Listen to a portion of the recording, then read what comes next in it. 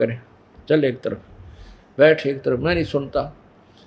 अब उसका तो सातवें आसमान में घूम रहा है, क्योंकि शिव जी की साधना करी, तमोगुण की सिद्धियां प्राप्त कर ली, आकाश में उड़ जाने की वरदान ले लिया, 10 सिर काट कर चढ़ा दिए, यहाँ से काट कर 10 बार चढ़ाए, 10 बार वापस दे दिए।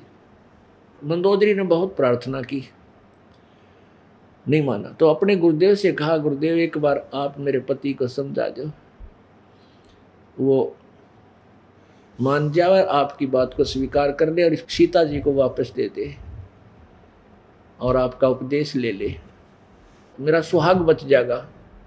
परमात्मा बोले, बेटी इसके विधान में कोई ना यूं मानने को नहीं, क्योंकि इसने पहले गलत पेंट गणा चढ़ा लिया, यूं साधना गलत करके इसमें सिद्धि आ गई, भी मानने को नहीं। खुद मैं आ रहा हूँ, परमात्मा आ जा तो भी ना माने, अपने आप को थोड़ा छुपा के बोल रहे हैं भगवान। मंदोदरी ने कहा, परमात्मा एक बार जाके एक बार कह दो और मान जा तो ठीक है, नहीं तो मेरे लेखे फिर कल मर जाइयो, मेरी आत्मा में नो दुख ना रहेगा। गुरु जी कह देते तो यूँ मान जाता, फिर मैं विधवा उजरांड हो जाऊंगी तो मैंने दुख ना होगा, मैं विधवा भी हो जाऊंगी, मेरी आत्मा में ठेस ना लगेगी। अब परमात्मा बोले, बस चलिए, छोरी ना, लड़की ना मानती, एक बार चला जाते हैं। तो परमात्मा ऋषि रूप में थे और रावण की सभा लगी हुई थी, बहुत बड़ी, बहुत लंबा चौड़ा उसका सभा स्थल था, बहुत बड़ा महल बना रखा था। उस समय जब वो ऐसी मीटिंग करता था, किसी को भी बाहर से अंदर आने का आदेश नहीं था जब तक वो मीटिंग चले। उसी दौरान परमात्मा पहुंच गए और उनके पहरेदारों से यानी गेट कीपरों से कहा कि भाई मुझे अंदर जाना है, रावण से मिलना है। अब संत ऋषियों को उसमें आदर बहुत देते थे, तो उन पहरेदारों ने, वहाँ खड़े जो गेट कीपरों ने कहा, महाराज जी अब सभा मीटिंग चल रही है और इस दौरान हम आपको अंदर नहीं जाने दे सकते, हमारी मजबूरी है। अगर हम अंदर चले गए तो हमारी बात नहीं सुनी जाएगी, हम पता करने भी चले गए ना कि कोई आपसे मिलना चाहता है तो भी गर्दन काट देगा, इतना क्रोधी राजा है हमारा, और हम मना नहीं करते आपको। तो उस समय परमात्मा ने क्या किया, अंतर्ध्यान हुए और रावण बैठा था ऊंचे सिंहासन पर, को 20 फुट ऊंची स्टेज पर विराजमान था, आसपास उसके योद्धा थे, बहुत कई हजारों की संख्या में उसके सलाहकार वहाँ विराजमान थे, सभासद। तो ज्यों ही रावण ने देखा कि ये व्यक्ति कैसे आ गया सभा में, उन गेट कीपरों से तो अंतर्ध्यान वहाँ दिखे नहीं, अंतर्ध्यान हो गए अदृश्य और अंदर प्रगट हो गए महल में। रावण ने कहा कि बुला के लाओ उन पहरेदारों को, इस गुप्त मीटिंग में किसने आने दिया इस ऋषि को, उसकी गर्दन कलम कर दो, कत्ल कर दो। परमात्मा बोले कि महाराज जी, हे रावण, तुम्हारे पहरेदारों का दोष नहीं है, उन्होंने मुझे मना कर दिया था, उनको नहीं मालूम मैं यहाँ कैसे आ गया। तो रावण बोला, तू कैसे आ गया? परमात्मा अंतर्ध्यान हुए, फिर प्रगट हो गए कि ऐसे आ गया, उनको मैं दिखाई नहीं दिया। इतनी अपनी सिद्धि भी दिखा दी कि शायद ये निकम्मा थोड़ा बहुत नरम हो जा और मेरी बात मान ले। पर कहते विनाश काले विपरीता बुद्धि। रावण कहने लगा, बोल तू आया किस लिए, क्या काम है, पहले तू बता। परमात्मा ने कहा कि आपने जो नौलखा बाग में सीता जी को रखा है, ये आम स्त्री नहीं है, ये लक्ष्मी का अवतार है, और जो श्री रामचंद्र है वो विष्णु अवतार है। आप इन गिला पंगा मत ले और इसको हाथ जोड़ कर वापस दिया, तेरा कुल बच जाएगा, तेरी जान बच जाएगी। रावण, तेरे हित में आया हूं और तेरी पत्नी की प्रार्थना से मैं यहां पहुंचा हूं, और नहीं तो तेरा नाश होगा नालायक। ये संत तो वह अपने बच्चे की तरह धमकाया भी करे, और राजा में कमजोरी यह आ जाती है, वो किसी की ना नहीं सुन सकता, अपने विषय में हित के शब्द भी अपने मर्जी के विरुद्ध वो सुनने को तैयार नहीं होता। तो रावण ने जब ये देखा कि उसको कहा कि तेरा नाश होगा नालायक, एकदम उस सटेज से नीचे छलांग मारी, पहलवान था पूरा गड़ज, और तलवार निकाल ली, कहने लगा जा तुझे बनाता हूँ पहले मैं, ठीक है। निकाल के वह तलवार और परमात्मा की गर्दन काटने लग गया। परमेश्वर के हाथ में एक सीख थी, कबीर जी के हाथ में एक सीख, सीख ये झाड़ू की एक सीख होती है, ऐसी सीख हाथ में ले रखी थी पतली सी, और जो ही वो ऐसे तलवार मारवा सीख न्यू कर दे, उसका आगे न्यू कर दी, और वह तलवार ऐसी लगे जैसे लोहे के खंभे में कड़ाट उठा, कड़क जैसी लगे। उतना क्रोधी था कि 70 बार नो अंधाधुंध 70 बार तलवार मारी और पसीना पसीना हो गया, और वह सीख न्यो की नो, उसका निशान भी कोई ना। परमात्मा बोले, देख सूरवीर, तेरा पसीने आ लिया, तेरी बाजू दुखन लग रही, सीख का निशान भी नहीं है, क्या का सूरवीर है तू। लेकिन मंदबुद्धि मान्या कती नहीं।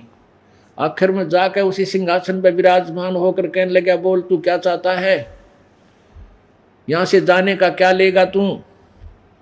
तो परमात्मा बोले, मैं चला तो वैसे ही जाऊंगा, परंतु भाई मेरी वह बात तू याद रखना, इस सीता को वापस कर दे, तू बचा रह जाएगा। कहने लगा, आप जा सकते हो, मैं तेरी कोई बात सुनने को तैयार नहीं। तो परमात्मा आगे और मंदोदरी से कह दिया, बेटा मैंने सब कुछ कह लिया, पर मान्या कती नहीं। विभीषण भी उस सभा में विराजमान था। फिर उसने जाकर के अपनी भाभी यानी मंदोदरी से कहा कि आज तक गुरुजी मार गया होता भाई ने, लेकिन परमात्मा की वो शक्ति देखी मैंने आज, मेरा भी दृढ़ विश्वास हो गया कि रावण ने 70 बार तलवार, उसकी तलवार का आगे झोटा भी ना डटा है, एक में काट दे, इतना जबरदस्त वार है। और गुरुदेव ने हाथ में एक सीख ले रखी थी, सीख का निशान भी ना, वारी सा खुड़ आवाज आवा थी जैसे लोहे के खंभे पर तलवार लागती हो। मंदोदरी ने बोली, कोई बात नहीं गुरुदेव, मेरी आत्मा ठंडी होगी, अब ये तड़का मर जा रावण, आग लगा इसे पति का। जब इतना दुष्ट भगवान की भी नहीं मान रहा, तो जीवेगा के काल है। कहने का भाव ये है कि सीता जी की खोज हुई, फिर समस्या आ गई पुल बांधन की। भाई पुल कैसे बना जाए सेना पार करने के लिए। श्री रामचंद्र जी ने समुद्र में घुटनों पानी में खड़ा होकर के और 3 दिन और 3 रात याचना की, प्रार्थना की, समुद्र मुझे रास्ता दे दे, समुद्र मुझे जान दे, मैं बहुत दुखी हूँ। सारी कथा सुनाई पर कोई बात नहीं हुई।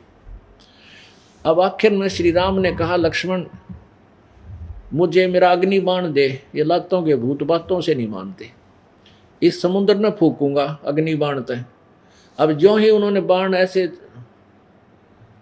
मारना चाहा, तीर उसमें समुद्र में, वह लपट निकलने लगी अग्नि बाण से।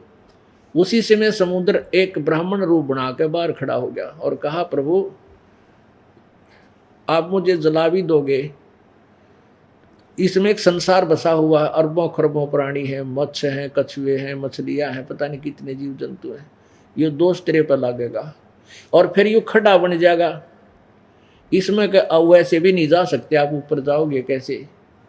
ऐसा काम करो प्रभु, लाठी भी ना टूटे और सांप भी मर जा।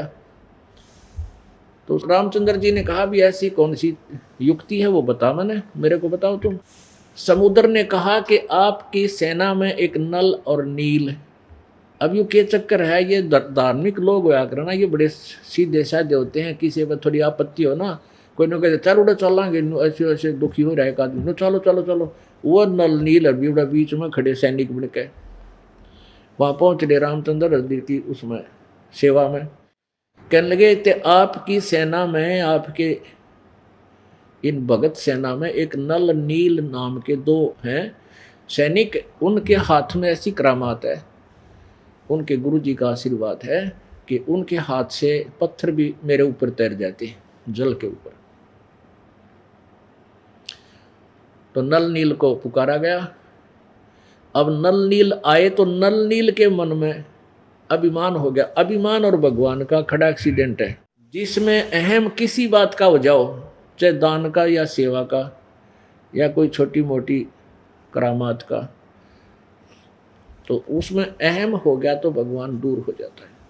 तो उस दिन नल और नील ने ये मन में आएगी कि आज तुम्हारी प्रभुता हो जाएगी, जिस काम को अनुमान भी नहीं कर सका, कोई भी नहीं कर सकता, अंगद वीर फलाने, ये सारे आज फेल होंगे, तुम्हारी महिमा होगी।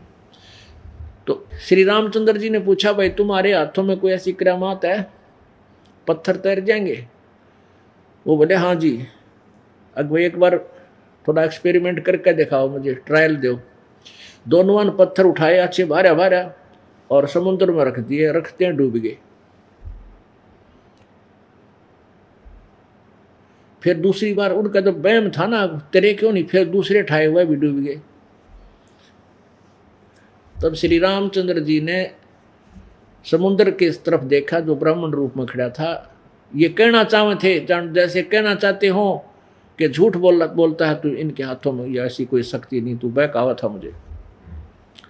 उससे पहले समुद्र ने कहा कि नल नील, आज तुमने अपने गुरुदेव को याद नहीं किया, आपने वैसे ही पत्थर रख दिए। तो उन न्यो अभिमान हो गया, कहते तुम जंतर मंत्र करो तो ये न सोचने की तो औरतें शक्ति मांगे हैं थारी जो ना पूरी महिमा ना हो, या अयो अभिमान उनके अंदर छा गया, बेईमाना गए और उनकी वह शक्ति खत्म होगी।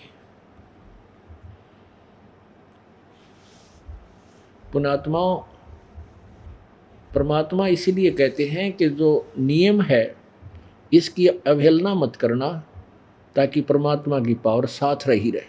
फिर उन्होंने गुरु जी को याद किया, हे परमात्मा इज्जत रखी हो, हे भगवान हमसे गलती होगी। अब मालिक ने वो काम उनका करना था, रामचंद्र का पुल बनवाना था, नहीं रामचंद्र का बस का कोई नहीं था समुद्र पर पुल बनवाना, ये सत्कर मान लेना। परमात्मा कबीर जी मुनिंदर रूप में थोड़ी सी दूरी पर स्वाभाविक आते हुए नजर आए। नल नील की दृष्टि गई, उन्होंने कहा वो आगे गुरु जी, ये आगे हमारे गुरुदेव, सामने आगे हमारे महाराज जी, वो आगे वो आगे। अब सबकी नजर उधर हुई। नल नील ने जाकर के चरण छुए। श्री रामचंद्र जी और लक्ष्मण सभी ने परमात्मा के चरण छुए, नमस्कार किया। तब श्री रामचंद्र जी ने कहा कि हे ऋषि जी, ऐसे ऐसे हमारे ऊपर आपत्ति आई हुई है और आपके शिष्यों में एक करामात बताई थी, आज इनके हाथ से भी वो पत्थर नहीं तर रहे, मेरा दुर्भाग्य है। कबीर जी ने कहा, यानी मुनिंदर जी ने कहा कि आज के बाद इनके हाथों से कोई भी वस्तु जल पर तैर भी नहीं, क्योंकि इन्होंने अभिमान कर लिया, इनके अंदर अहम आ गया, चाहे वो प्रत्यक्ष था या अप्रत्यक्ष, ऑटोमेटिक कनेक्शन है भगवान की पावर का, वो खत्म हो गया, अब नहीं आएगी। तब श्री रामचंद्र जी ने अपनी सारी गाथा सुनाई कि मेरी पत्नी ऐसे ऐसे रावण राक्षस ने उठा रखी है, उसके साथ बदतमीजियाँ करता है और हम वो राजी खुशी नहीं दे रहा, हमने सारे प्रयत्न कर लिए, अब युद्ध करने के लिए हमने सेना पार करनी है, पुल बनाना चाहते हैं, आप कृपा करो ऋषिवर। तब परमात्मा ने कहा कि सामने जो पहाड़ है इसके चारों तरफ परमात्मा ने एक लकीर, एक लाइन खींच दी, रेखा अंकित कर दी बहुत बड़े पहाड़ के चारों तरफ अपनी सोटी थे, डंडे थे, और कहा कि इसके बीच बीच के पत्थर मैंने हल्के कर दिए, इनको उठाओ और अपना पुल बना लो, ये पानी पर तैरेंगी, मेरा आशीर्वाद है। फिर वहां से पत्थर लाए गए और वो समुद्र के ऊपर पुल बनाया गया। ये है तत्व ज्ञान। और पहले हम सुनते थे लोक वेद, रामचंद्र ने श्री राम के आशीर्वाद से पत्थर तिर गए, ऐसे सुनते थे। कभी कहते थे हनुमान जी ने राम का नाम लिख दिया, पत्थर तिर गए। कभी कहते थे नल नील के हाथ में शक्ति थी, उस तो पत्थर तिर गए। मतलब कोई सिर पैर नहीं था, ये कैसे पत्थर पानी पर तैरे थे। तो ये यथार्थ कारण है, ये कहानी है, सत्य है जो आपको दास ने सुनाई। रे नल नील यतन कर हार, तब सतगुरु से करी पुकार। रे नल नील यतन कर हार, तब सतगुरु से करी पुकार। जा सत रेखा लिखी अपार सिंधु पे, सिला तराने वाले, जा सतरेखा लखी अपार सिंधु पे, सिला तराने वाले, धन धन सतगुरु सत कबीर, भक्त की पीड़ मिटाने वाले, भक्त की पीड़ मिटाने वाले, भक्त की पीड़ मिटाने वाले, धन धन सतगुरु सत कबीर, भक्त की पीड़ मिटाने वाले, भक्त की पीड़ मिटाने वाले, भक्त की पीड़ मिटाने वाले, धन धन सतगुरु सत कबीर, भक्त की पीड़ मिटाने वाले। अपने आत्माओं, इन नकली प्रचारकों ने, संतों ने, ऋषियों ने परमेश्वर को परमेश्वर ही नहीं मानने दिया हमारे को। उस परमेश्वर ने स्वयं ही आकर के अपनी महिमा आप बताई है, और इन सभी जो परमात्मा की लीलाएं हैं उनकी गवाही हमारे पवित्र वेद भी दे रहे हैं कि परमात्मा जब आते हैं अपनी महिमा आप ही सुनाते हैं, और ऊंचे स्वर में गरज गरज के ऊंची आवाज में बोल बोल के सुनाते अपनी अपनी महिमा की, अपनी कबीर वाणी को, और वो कविताओं के माध्यम से अपना ज्ञान सुनाते हैं, जिस कारण से उनको कवि की उपमा दी जाती है। कवियों में प्रसिद्ध एक कवि भी वो कहलाते हैं, लेकिन वो होते हैं परमात्मा। ओए होए, और पुण्यात्माओं, इन सिर फेरे ऋषियों ने, इन अज्ञानी ऋषि और महर्षियों ने ऐसा जुल्म कर रखा भगवान को। भगवान तो दूर, एक बहुत ही बेहुदे तरीके से उनको बदनाम किया। कैसे? अब जैसे सतयुग त्रेता द्वापर की कोई कथा आपने सुनावा तो जच्चा नहीं, क्योंकि उसका प्रमाण को न पावे। है तो थोड़े बहुत प्रमाण, कुछ एक आंशिक, कि ऋषि लोग परमात्मा के पीछे कैसे पड़ते थे, वो काल के एजेंट थे, और भगवान को भगवान नहीं सिद्ध होने देते थे, बल्कि उनको ऐसे ही गाने बजाने वाला और अज्ञानी सिद्ध करने की चेष्टा करते रहे। अब युग कलयुग के एक महर्षि के बारे में आपको दिखाते हैं कि वो परमात्मा से परिचित नहीं था। जैसे महर्षि दयानंद जी इस कलयुग में यो महर्षि पाक रहा था, और इसकी तुति बोल रही थी। प्रत्येक आदमी सेटिस्फाइड था कि भी बड़ा महर्षि है, बड़ा विद्वान पुरुष, बड़ा समाज सुधारक, ओहो हो, और ई बेरा पटाइस जैसा समाज बिगाड़क नहीं, और इस जैसा अज्ञानी नहीं, इसको वेद का कह भी नहीं पता था और भगवान से परिचित ही नहीं था। जिस कारण से उस दयानंद जी ने, महर्षि दयानंद ने, अब महर्षि तो इसको कहना पड़ेगा क्योंकि इसका नाम पक गया ना, तो महर्षि नहीं है ये, सत्कर्मानियों। अब महर्षि नहीं कहेंगे तो कोई समझे नहीं, सोचे किसी और दयानंद के बारे में कह रहा होगा। यो एक व्यक्ति ने अपने छोरे का नाम डीसी रख रखा था, डीसी धर रहा हूँ, और वहाँ खड़े थे, न बोले रे बुलाइए मेरे डीसी ने बुलाइए एक बार। उनका कवा सुनी हो रही थी, मेरे लड़के ने बोला डीसी ने। अब वो एक आदमी राह चलता था, उन्होंने सोचा भाई देखा डीसी इसका छोरा है, के करेगा गेला जिनके साथ झगड़ा हो रहा है। वो आया लठ लेगा था मोलड सा ओलंड सा, और लग गया झगड़ा कर। इब का बोल मेरे बाप ने कह तू के बोल रहा था, तो उन्होंने सोचा रहा यूं है डीसी, उसका नाम दे रहे थे डीसी। डीसी कहते direct current, you not data अपनी सीध मचाला है।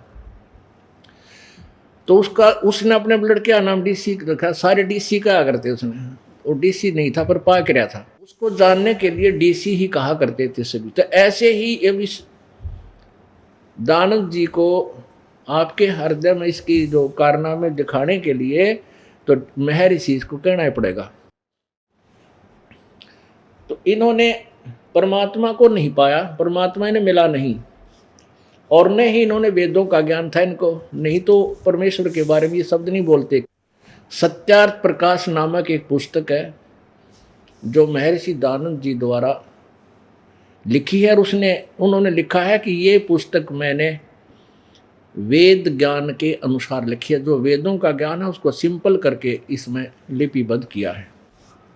इस सत्यार्थ प्रकाश नामक पुस्तक के समोल्लास नंबर 11 में, और जो प्रकाशन आपको दिखा रहा हूं इसके 306 पृष्ठ पे क्या लिखा है परमेश्वर के बारे में। इस नाम के महर्षि ने, जो भगवान से अपरिचित था, वेदों से अपरिचित था, और जनसाधारण ने महर्षि दानंद के विचारों को फाइनल मान रखा था कि जो महर्षि दानंद ने अपनी सत्यार्थ प्रकाश में लिखा वो फाइनल है, सही है, वो वेदों अनुसार है। अब देखिएगा एक झलक महर्षि दानंद के विषय में आपको दिखाते हैं। पहले तो सत्यार्थ प्रकाश दिखाता हूँ, देखिएगा। यह है सत्यार्थ प्रकाश। ये देखो स्वामी जी की अब इस अतिथि में देख ले इनकी जो ये बैठे समाधि लगाए नजर आते हैं, ऐसा लगते हैं जैसे व्यक्ति परमात्मा से कनेक्टेड है। अरे न कह नहीं बेरा भगवान के बारे में। अब हम नो कुर्बान हो गए इन पर, नो देख के इनके ऐसी ऐसी एक्टिंग रो, क्या बात की, तो भगवान तो भाई न्यू मिलना जाता होगा। तो कुछ तो हम इस एक्टिंग को घना पसंद करें। ये हीरो और हीरोइन ये क्या करें हैं, ये ने चटक मटक एक्टिंग पैक्टिंग करके हमने मूर्ख बना ले, हम इनके पाछे लग गए। अब देखिएगा ये सत्यार्थ प्रकाश ये कहाँ से प्रकाशित है। ये महर्षि दानंद सरस्वती, ये 1881 में इनका जन्म हुआ, और सन 1824 में जन्म हुआ, और सन 1883 में इनकी मृत्यु हुई। 59 वर्ष जीवित रहे, 59, एक कम 60। और देखिएगा ये है वो सत्यार्थ प्रकाश, अत सत्यार्थ प्रकाश है। अब क्या लिखा है इसके बारे में, सत्यार्थ प्रकाश के बारे में। वेद आदि विविध सद शास्त्र, वेद आदि सद शास्त्र प्रमाणई, यानी वेद और उसके साथ साथ उनसे मिलते जुलते जो और सद शास्त्र, अच्छे शास्त्र हैं, उनके आधार से लेकर के उनका ज्ञान इसमें लिखा है। किसने? श्रीमत परमहंस परिव्राजक आचार्य, ये इनकी उपमा ला रखी आगे पास, श्रीमत परमहंस परिव्राजक आचार्य महर्षि दानंद सरस्वती स्वामी विरचित है, इनके द्वारा ये लिखा है। और ये कहाँ से प्रकाशित है? वैदिक यति मंडल, दानंद मठ, दीनानगर, पंजाब से। और कहाँ से ये छपा है? मुद्रक है आचार्य प्रिंटिंग प्रेस, दानंद मठ, गोहाना मार्ग, रोहतक से। अब देखिएगा इसके 11वें समोल्लास में, ये देखिएगा एकादश है समोल्लास और 306 पृष्ठ पे, और ये सत्यार्थ प्रकाश। यहाँ क्या लिखा परमेश्वर के बारे में, कैसी ओछी सोच थी इस ऋषि की। अब किसी ने पूछा कि प्रश्न किया स्वामी दानंद जी, महर्षि दानंद जी से, प्रश्न कबीर पंथी तो अच्छे हैं, उत्तर स्वामी जी का नहीं। प्रश्न क्यों अच्छे नहीं? प्रश्न करता कितनी अच्छी बात कह रहे हैं, अच्छे क्यों नहीं? वो तो पत्थर की मूर्ति पूजा का खंडन करते हैं। कबीर साहब फूलों से उत्पन्न हुए और अंत में भी फूल हो गए। ब्रह्मा विष्णु महादेव का जन्म नहीं था तब भी कबीर साहब थे, बड़े सिद्ध। जिस बात को वेद पुराण नहीं जान सकता उनको, उसको कबीर जानता था। सच्चा रास्ता जो सो कबीर ने दिखलाया है, इसका मंत्र सतनाम कबीर आदि है। उत्तर स्वामी जी कहते हैं पत्थर तो छोड़, पाषाण तो छोड़, वो तो पलंग, गद्दी, तकिए, ज्योति, यानी ज्योत भी लावे है वह, और ज्योत यानी दीप आदि की पूजना क्या पाषाण मूर्ति से घटिया नहीं? न्यून माने घटिया, पाषाण माने पत्थर। अब देखो स्वामी जी की बुद्धि, कहते वो ज्योत लावे है घी की ज्योति, और ये घटिया उपासना नहीं। और आप हवन की महिमा गाते हैं, हवन करो। अब पुण्य आत्माओं, हवन इन 5 यज्ञों में से एक यज्ञ है। एक यज्ञ धर्म की, दूसरी यज्ञ ध्यान, तीसरी यज्ञ हवन की, चौथी यज्ञ प्रणाम, और 5वीं यज्ञ ज्ञान की। तो हम ये 5 यज्ञ करते हैं, जिनमें से एक हवन यज्ञ भी है। हवन यज्ञ का अर्थ होता है जिसमें घी प्रज्वलित किया जाता है, देसी। अब उस देसी घी ने ये कैसे करते थे, एक इसने बता रखा है कि ऐसा कुंडा बनाओ, इस तीसरे समोल्लास में उसका चित्र भी बना रखा है कि ऐसा कुंडा बनाओ एक, और उसको इतनी आहुति डालो, ऐसे हवन करो। यानी ये सुप्रसिद्ध है इनके विषय में कि हवन ये खूब करते हैं। और हवन हम भी करते हैं। हम हवन करते हैं जैसे एक जोत जला दी घी की, रुई की ज्योति बना के, और उसमें देसी घी डाल दिया और आपने जला दी, तो रुई में एक 200 ग्राम रुई में आप 1 क्विंटल घी, 1 क्विंटल से भी बल्कि 10 क्विंटल घी को प्रज्वलित कर सकते हो उस 200 ग्राम रुई में। क्योंकि आप घी डालते रहिए, रुई नहीं समाप्त होती, जलती नहीं, घी जलता रहेगा, तो उसमें कार्बन डाइऑक्साइड नाम मात्र की होगी, घी जल जाएगा सारा। और ये करते हैं लकड़ियाँ के ऊपर ढेर सारी लकड़ी घेर कर, फिर स्वाहा स्वाहा, फिर लकड़ घेरेंगे मोटे मोटे, फिर स्वाहा। वो घी जलाने से मतलब है, वो कार्बन डाइऑक्साइड लकड़ियों में 10 क्विंटल घी को सवा करने के लिए मन माने 1 क्विंटल लकड़ी फूकनी पड़ जाए, नहीं तो 40 किलो तक कम से कम जलेंगी उसमें। तो वो कार्बन डाइऑक्साइड घनी बनेगी, वो भी हवन है। और हम एक रोई तो हवन करते हैं, बात तो वही है, ज्योति कह दे उसने हवन कहो। तो ये स्वामी जी ने इसको भी रिजेक्ट किया है और खुद करते हैं। तो इससे क्या सिद्ध होगा कि ये अपने से अतिरिक्त किसी को सुपीरियर देखना नहीं चाहते थे, ना सुनना चाहते थे। अब देखो, क्योंकि पत्थर तो छोड़िए, गद्दी तकिए खड़ाऊं जोत ज्योति मैंने दीप आदि की पूजन क्या पाषाण मूर्ति से, यानी पत्थर की मूर्ति की पूजा से न्यून नहीं। क्या कबीर साहब बनुगा था जो वह कलियां था जो फूलों से उत्पन्न हुआ और अंत में फूल हो गया? ये व्यंग कस रहे हैं स्वामी जी। यह जो बात सुनी जाती है यही सत्य होगी। यानी एक तो सिद्ध, इससे यह सिद्ध हो गया कि जब स्वामी जी कन्फर्म नहीं है तो वो लिखने की आवश्यकता नहीं होती, महापुरुष ने कभी नहीं लिखनी चाहिए। इन्होंने कहा सुनी जाती है, वही बात सच्ची होगी कि कोई जुलाहा काशी में रहता था, उसके लड़का बालक नहीं था। एक समय थोड़ी सी रात्रि थी, बाजार में चला जाता था तो देखा सड़क के किनारे एक टोकरी में फूलों के बीच में उसी रात्रि का जन्मा बालक था।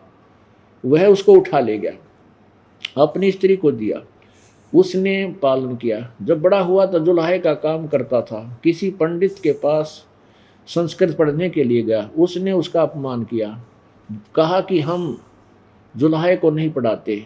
इस प्रकार कई पंडितों के पास फिरा परंतु किसी ने न पढ़ाया। तब ऊट पटांग भाषा बनाकर जुलाहे आदि नीच लोगों को समझाने लगा। देख, एक तो पूरी जाति को नीच लिखा इसने, क्या ये महापुरुष की वाणी हो सकती है? लगा।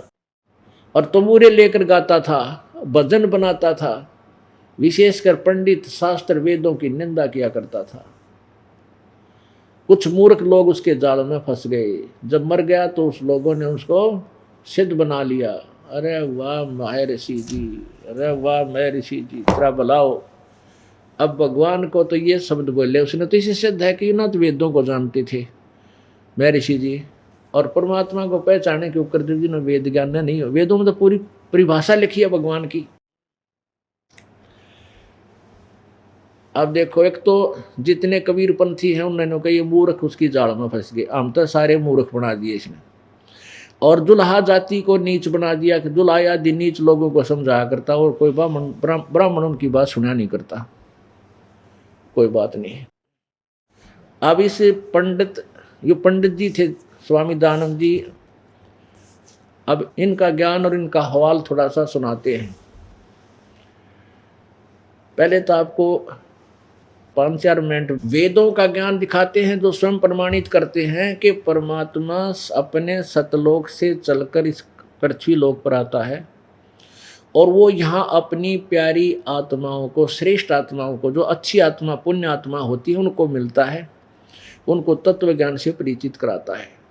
और फिर वो परमात्मा यहाँ आकर रहता है तो एक बहुत बड़े समूह का, यानी जैसे राजा नायक होता है ऐसे बहुत बड़े समूह का वो गुरु रूप में उनका संचालक भी होता है।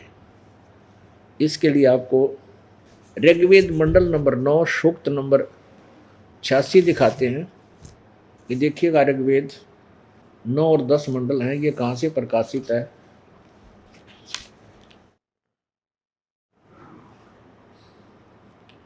सार्वदेशिक कार्य प्रतिनिधि सभा, महर्षि दान भवन, रामलीला मैदान, नई दिल्ली से। मुद्रक हैं इसके। इन लिखा है कि आर्य भाष्य, ऋग्वेद आर्य भाषा भाष्य महर्षि दानंद सरस्वती कृत। इन्होंने लिखा कि महर्षि दानंद ने इसका अनुवाद किया हुआ है। ये तो आगे बताएंगे किसने किया, फिर बताएंगे।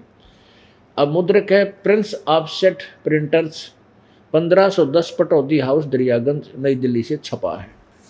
ये देखिएगा, ऋग्वेद मंडल नंबर 9 और सूक्त नंबर 86 और मंत्र नंबर 26। अब क्या लिखा है इसमें कि हे यज्ञ करने वाले यजमानों के लिए परमात्मा सब रास्तों को सुगम करता हुआ, उनके विघ्नों को मर्दन करता हुआ, उनके संकटों को काटता हुआ, मर्दन करता है, संकटों को काटता है। जो भक्ति करते हैं, सत्य भक्ति करते हैं, उनको पवित्र करता हुआ और अपने रूप को सरल करता हुआ, अपने वास्तविक रूप को हल्का करके, वह कांतिमान परमात्मा, इन्होंने इसका अर्थ, कबीर का अर्थ सर्वज्ञ कर दिया।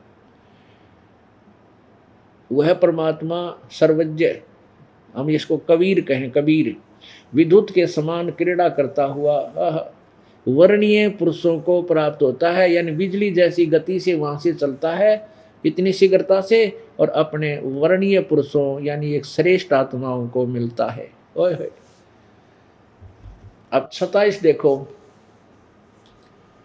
प्रेम की सैकड़ों धाराएं जो नाना रूप में सतिथि को लाभ कर रही हैं, परमात्मा को प्राप्त होती हैं। प्रकाश पुंज परमात्मा को बुद्धि वृत्तियां विषय करती हैं। जो परमात्मा ध्रुवलोक के तीसरे पृष्ठ पर विराजमान है, यानी एक देशीय है, एक स्थान पर रहता है, प्रकाश रूप है, जो बुद्धि वृत्तियां प्रकाशित करती हैं। इससे दो बातें सिद्ध होगी कि वो परमात्मा ऊपर ध्रुवलोक यानी प्रकाश में लोक, ध्रुवलोक माने प्रकाश में लोक में विराजमान है, और वहां से चलकर अपने श्रेष्ठ आत्माओं को आकर के मिलता है। अब देखो सूक्त नंबर 82 में आपको दिखाते हैं, मंडल नंबर 9 और सूक्त नंबर 82, मंत्र नंबर 1। जो सर्व उत्पादक प्रकाश रूप सद्गुणों की वृष्टि करने वाला, पापों के हरण करने वाला, राजा के समान,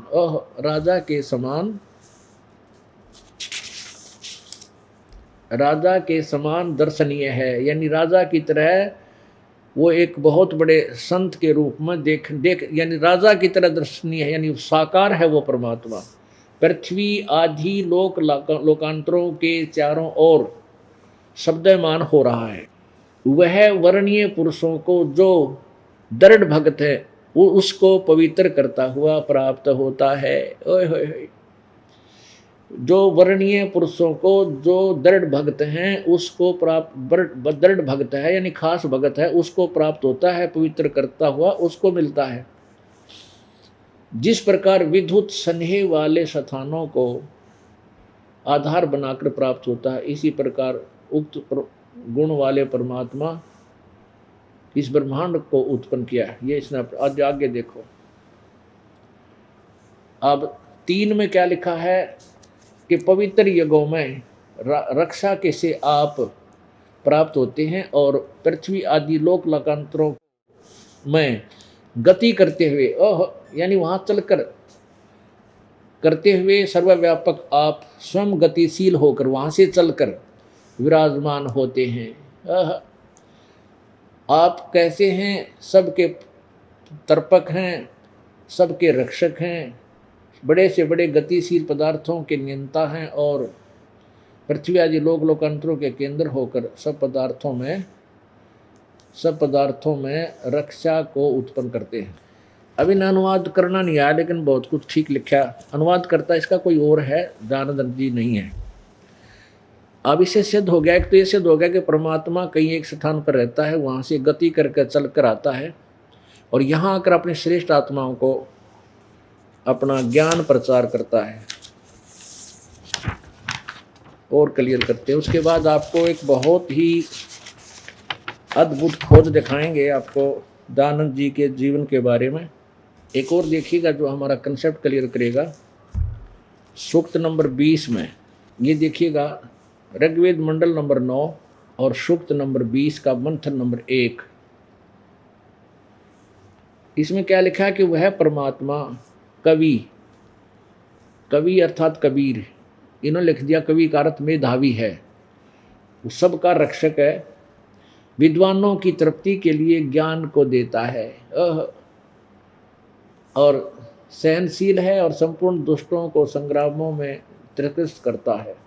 यानी वो यहाँ आता है तो ज्ञान देता है। अब ये तो है वेद बताते हैं परमात्मा के विषय में, और अब समय का अभाव है, आपको वैसे वर्बली बताता है ये दास कि ऋग्वेद मंडल नंबर 9 सूक्त नंबर 96 के श्लोक नंबर 16, 17, 18, 19 में ये स्पष्ट किया है कि वो परमात्मा कबीर वाणी के द्वारा लोकोक्तियों के माध्यम से और अपने आप गरज गरज के बोलता है, अपनी महिमा आप ही वर्णन करता है, जिस कारण से कविताओं के माध्यम से ज्ञान प्रचार करने के कारण उसको कवि कहने लग जाते हैं, लेकिन वो भगवान ही होता है।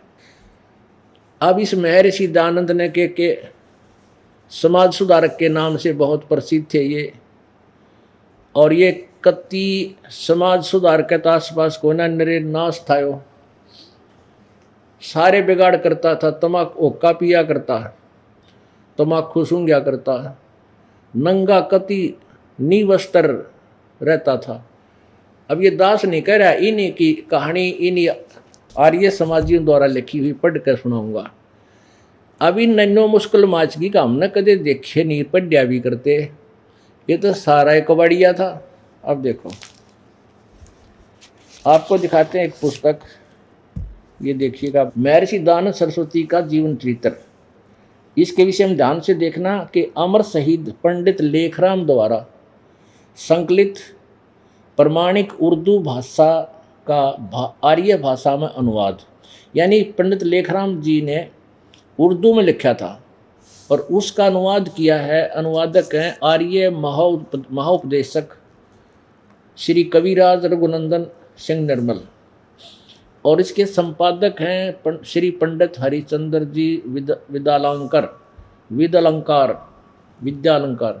और प्रकाशक हैं आर्य समाज नया बास नई दिल्ली 6 स्वर्ण जयंती के उपलक्ष्य में। ये विक्रमी संवत 2028 में ये इसको छपा है, तो इसमें देख लो सन 1971 में छपा है। अब देखिएगा, अब इसमें क्या क्या दिखाते हैं आपको। ये भांग पीता था, ये देखिएगा पृष्ठ नंबर 38 पर, ये है पृष्ठ नंबर 38, जीवन चरित्र महर्षि स्वामी दानंद सरस्वती। अपने दुर्व्यसन की स्वीकारोक्ति तथा उसका परित्याग। 1 अक्टूबर सन 1856 बुधवार, तदनुसार औसत सुदी 2 संवत 1913 को दुर्गा कोहू के मंदिर पर जो चंडालगढ़ में स्थित है पहुंचा। वहां मैंने 10 दिन व्यतीत किए। वहां मैंने चावल खाने बिल्कुल छोड़ दिए और केवल दूध पर अपना निर्वाह करके दिन रात योग विद्या के पढ़ने और उसके अभ्यास में संलग्न रहा। दुर्भाग्य से इस स्थान पर मुझे एक बड़ा व्यसन लग गया, अर्थात मुझको भांग सेवन करने का अभ्यास पड़ गया और प्राय उसके प्रभाव से मैं मूर्छित हो जाया करता था। अब पुण्यात्माओं, अब ये क्या कहते हैं कि फिर बाद में छोड़ दिए थी भांग पीनी। अरे भले पुरुषों, जब बाद में भांग पीनी छोड़ दी होती, सत्यार्थ प्रकाश के समोल्लास नंबर 8 में उसके लास्ट में लिखा है 197वें पृष्ठ पे कि सूर्य और चंद्रमा आदि ग्रहों पे पृथ्वी की तरह आदमी रहते हैं, और ये बाग बगीचे न्यू के न्यू हैं। इन वेदों को वहाँ भी पढ़ा जाता है। क्या बगैर भांग पिए ये शब्द इंसान लिख सकता है?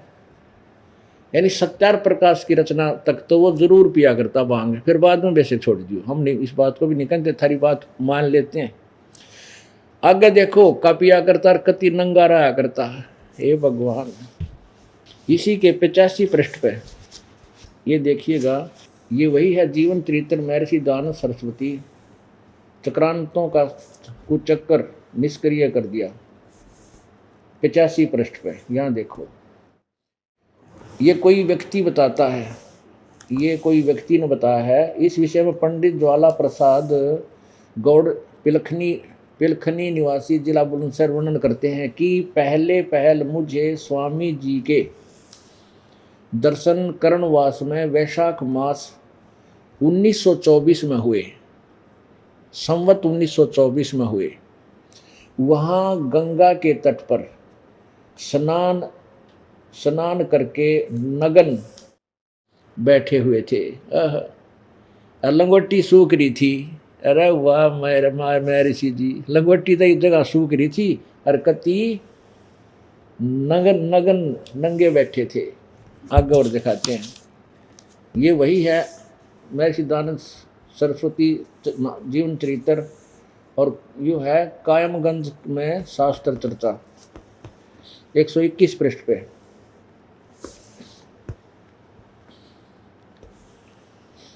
जब रोटी का समय हुआ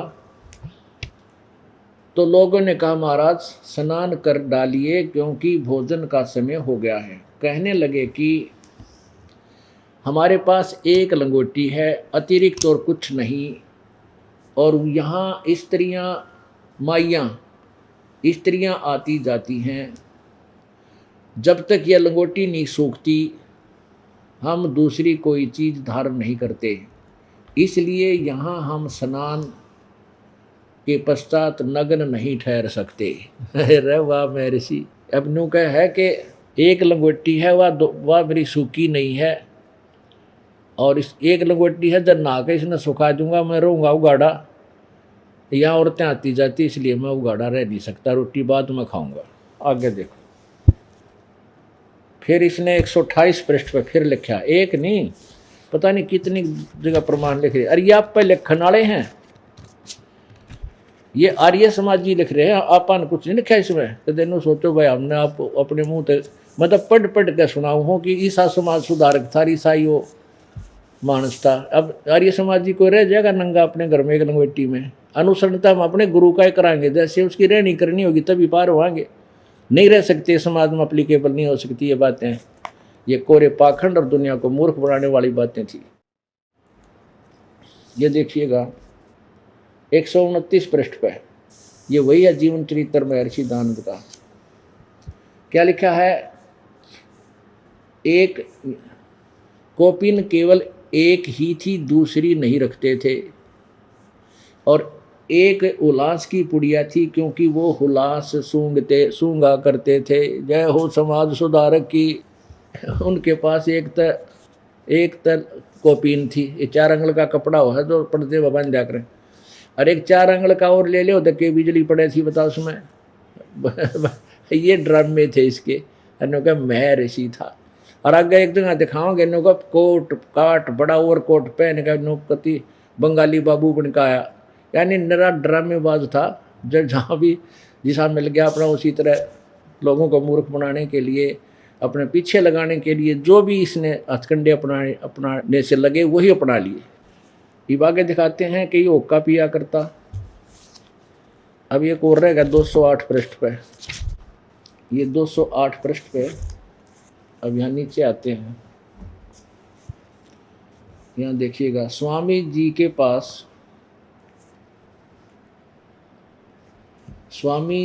पास एक सूंघने की डिबिया उलास की थी और एक और पत्थर पर खाने का तम्बाकू रखा था। तम्बाकू खाया भी करता और सूंघा भी करता, अरीब पिया भी करता। और दिखाया था सर, ये और देख लो। यह है 302 पृष्ठ पे। और ये वही है जीवन चरित्र महर्षि दयानंद सरस्वती। अब इन्होंने क्या बताया कि उस लेखक की जो उर्दू में लिखा है उसकी पृष्ठ नंबर इतने पे 24 जनवरी सन 1877 सन 1877 में क्या करता था, हुक्का पिया करता। ये देखो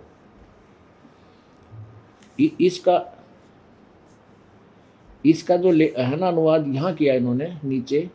ये भागीरथ और कमल नैन पंडित प्राय जाया करते थे। इस एक का यहाँ टिप्पणी दी है। इस स्थान पर उर्दू संस्करण में स्वामी जी के हुक्का पीने के विषय में निम्नलिखित शब्दों में विवरण लिखा है।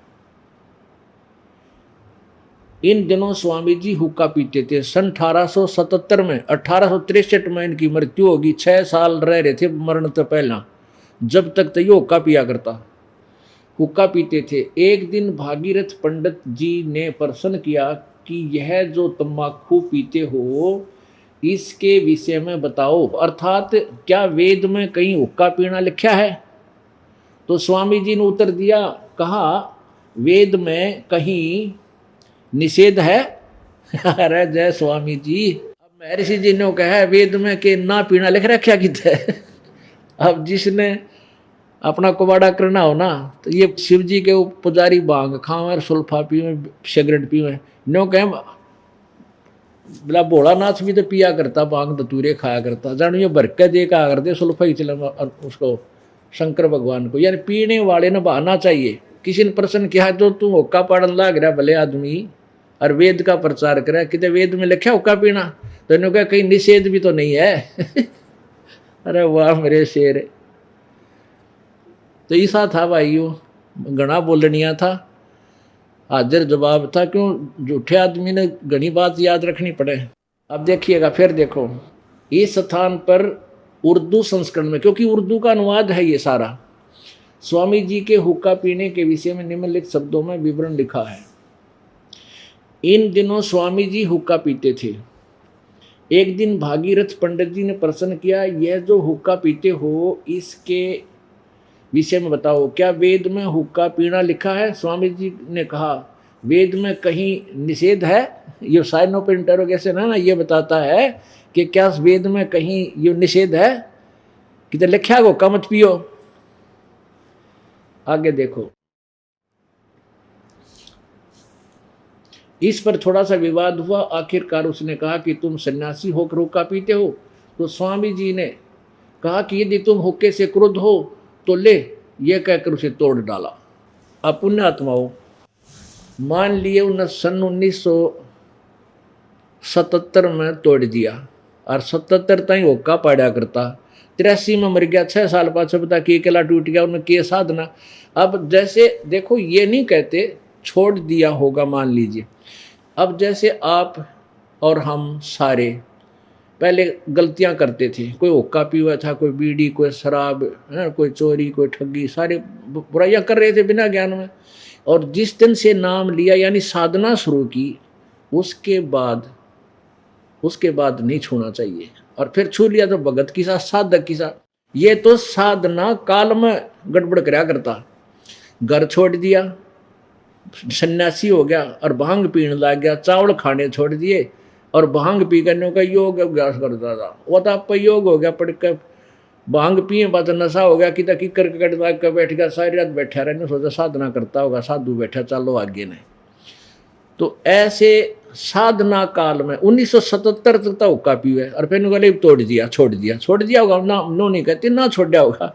फिर काम तो सारा बिगाड़ दिया, साधना काल तो गया इसका सारा। जिसको क्या मिला होगा, ठन ठन गोपाल के मिला था इसने, आखिर में 92 माटी होगा मेरा। मुंह में छाड़े, जीभ में छाड़े, कड़ में इसका सारा शरीर है, चकी बंद, इसी में दिखाते हैं आपको। पुण्यात्माओं ये हैं वो चीज़ें, हमने अपनी तरफ से नहीं कह रहा, लेकिन इनकी बोलबाला इतना था इस महापुरुष का कि आम आदमी भी इनसे प्रभावित था। और जब तक हम इनकी वास्तविकता आपके समक्ष नहीं दिखाएंगे तो आपका दिल इन तट नहीं। और ये पान भी खाता था, देखो एक और दिखाऊं, पान खाया करता। ये 911 पृष्ठ पे, ये वही महर्षि दयानंद सरस्वती जीवन चरित्र है। 911 पृष्ठ पे, भोजन के पश्चात एक पान खाते और फिर आधा घंटा पौन घंटा लेट जाते। और आगे देखियो, आम के दिना में आम खाते, दड़ी पक्का दूध पीकर डंड पेलते। ये देखो, आमों की ऋतु में 2-3 आम खाकर ऊपर से दूध शेर के लगभग मिश्री डालकर पीते। वाह जी, ये तो न्यो थे, सेहत बनानी थे, अच्छी डंड पेला करते, मोटे ताजे लठमोगर थे। शेर पक्का दूध पी लिया, लगभग शेर लिखा, फालतू पी जाते होंगे, और 2 आम चूस के सेहत बनाया करते। पान खाते थे, तम्बाकू सूंघते थे, पान तम्बाकू खाते थे, हुक्का पीते थे, और क्या रह गया? समाज सुधार में कराई कोई कसर इनका। और तेरा गजब भाई, ये भगवान, ये थे वह महर्षि दयानंद। अब वह बात है, अरे रमलूत ने कित रोलूं। एक व्यक्ति अपने टोटे में कोई काम तो और चाल्या को ना, अकाल गिर गया। उसने सोचा तू दूसरे स्थान पर जहाँ अकाल नहीं है वहाँ जाकर चक्की रहा करते। चक्की के पार्ट होते थे हाथ की चक्की के, पत्थर के, वो घिस जाते थे उसमें। फिर ऐसे एक टक टक टक टक लोहे की चीज मार के छीड़ी सी उसमें निशान बनाया करते, उसमें चक्की राणा कहा करते। एक ऐसे ही व्यक्ति ने काम तो कदे करा नहीं था, उसने सोचा तू चक्की राण लाग जा और तरफ के मोह को नहीं। उसने जाकर एक गाँव में आवाज़ लगाई तो एक बुढ़िया बोली, आजा भाई मेरी चक्की ठीक कर दे। अका अच्छा, के नाम भाई तेरा? अकरमलू है ताई मेरा नाम। बोला अच्छा भाई तू चक्की रा दे, मैं पानी भर लाऊं, पानी ले आती हूँ कुएं पर। कहा अच्छा ताई। उसने सोची तो जल्दी जल्दी चक्की कर। जो पहले बार आवाज़ लगाते एक बुढ़िया ने, जो ना यहाँ पर कोई चक्की रानी आया नहीं है, जल्दी जल्दी और पूरे गांव में सैर सपट्टा करूँगा। उसने कदे चक्की राई तो थी नहीं, पर अच्छे ठोक ठोक कर फटाफट कर दी। वो पार्ट टूट गया, वो पत्थर का जो टुकड़ा था 2 भाग हो गया। अब उसने सोचा बुढ़िया तेरा शर होगी, दाने दे को नहीं, तू भाग ले, कदे तेरे कपड़े और छीन ले। उसने जल्दी से अपना सामान ठाकर उठा ऊपर न, ऊपर घी रखा था, एक छिक्के में बांध रखा था, कड़े का लटका रखा, उसमें लग गया सिर। वो मटका था माटी का, उथल पुथल होकर वो फूट गया पड़कर, सारा घी है घी। अब उसने सोचा ये तेरा बक्कल उतरेगा, तू भाज ले। अब उसने फटाफट भागने की चेष्टा की, आगे बुढ़िया पानी लेकर आ गई तुरंत ही। बुढ़िया में टक्कर लगी, उसका मटका फूट गया। ने बोली रे रमलू तना रो लो, मेरा मटका फुड़वा दिया। बोला ताई देखें जाइए, रोए जाइए, कित रोएगी? तो इसने तो देखें जाइए रोए जाइए। उस महर्षि ने कहाँ से रोगे, किसा समाज सुधार था। बोलो सतगुरुदेव की।